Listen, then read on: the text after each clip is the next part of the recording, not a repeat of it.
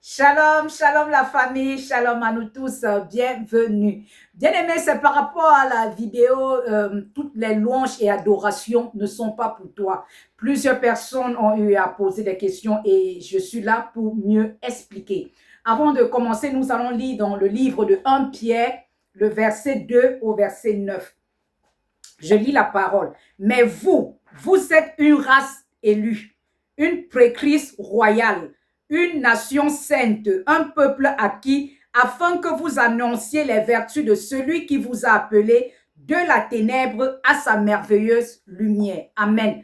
Bien-aimés, ce que nous devons comprendre, c'est que lorsque tout enfant naît, il naît étant enfant des ténèbres, appartenant aux ténèbres.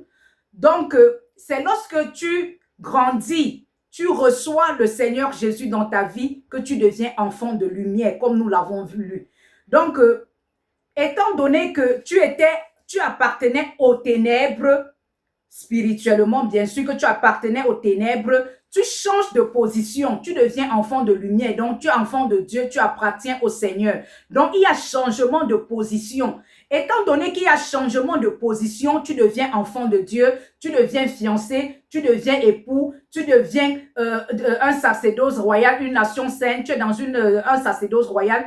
Il y a la façon de prier, il y a la façon également d'adorer. Tu ne dois plus adorer le Seigneur, ni prier le Seigneur comme quelqu'un qui est dans les ténèbres. Donc, ton adoration et tes prières seront selon ta position que tu occupes. Tu es dans le royaume de lumière. Donc, le Saint-Esprit est en toi. Tu es un enfant de Dieu. Tu es co-héritier de Christ. Tu es héritier de Dieu. Donc, tout cela marche avec comment est-ce que tu vas prier et tu vas adorer.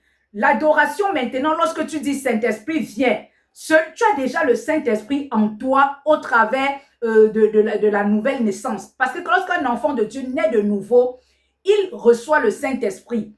Tu as déjà le Saint-Esprit. Tu ne peux plus dire Saint-Esprit, viens.